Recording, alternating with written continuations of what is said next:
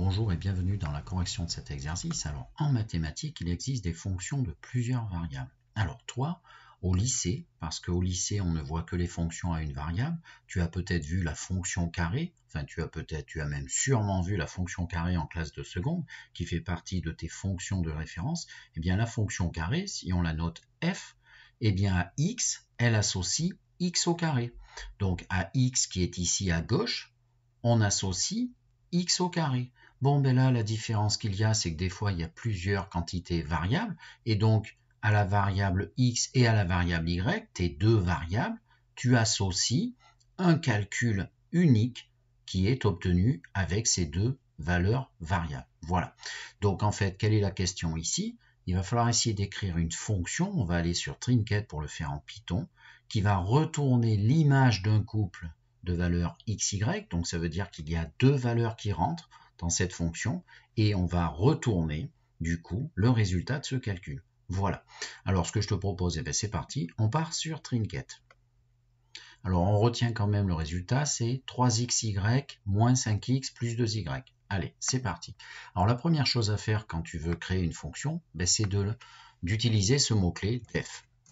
La fonction, elle a un petit nom. Elle peut avoir un nom écrit en français, tu vois, des mots-clés, un mot-clé, bref. Nous, elle s'appelle h. Alors, tu sais quoi?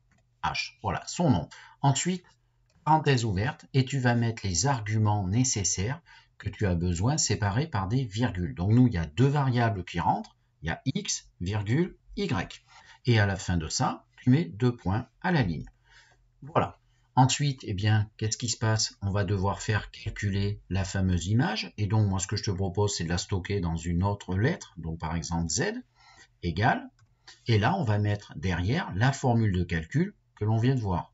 Alors, du coup, je la reprends. 3xy moins 5x plus 2y. 3xy moins 5x plus 2y. 3xy moins 5x plus 2y. J'écris vite de façon à ne pas oublier, mais je n'oublie pas que les multipliés sont apparents volontairement en Python. Tu dois les écrire comme ici. Voilà. Donc 3xy moins 5x plus 2y. On contrôle son travail. 3xy moins 5x plus 2y. Ça y est, j'ai fait calculer la variable z. Et bien du coup, et c'est le deuxième mot-clé des fonctions, tu vas retourne, quoi? Eh bien, le résultat, il est stocké dans la lettre z. Donc, je retourne z. Voilà. Alors, bien sûr, cette fonction, tu viens de la créer. Donc, elle s'appelle h. On va l'appeler avec la lettre h. Et il faudra que ce soit suivi par des valeurs numériques séparées par une virgule. La première valeur numérique sera la valeur que tu donnes à x, la deuxième à y. Le problème, c'est que là, elle est créée. La machine, je vais appuyer sur la flèche de lecture en haut. Regarde bien. Elle me met qu'il n'y a pas de problème, ce n'est pas passé en rouge sur Trinket.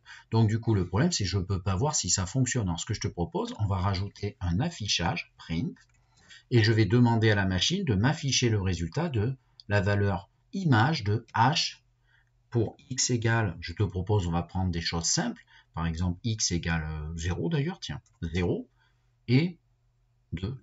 C'est moi qui mets 0 et 2. Donc si tu as bien compris, je ne vais pas appuyer sur l'exécution pour l'instant. X va être remplacé par 0 et y par 2. Donc si on remplace x par 0 ici, c'est-à-dire qu'il va venir ici. Ceci, dans ce produit, il y a un 0, donc 3 fois 0 fois y fois 2, ça fait 0. Moins 5 fois 0, ça fait aussi 0. Et donc finalement, il n'y a que ce petit calcul 2 fois 2. Et normalement, ça devrait afficher donc seulement 2 fois 2, c'est-à-dire 4. J'appuie sur la flèche de lecture là-haut.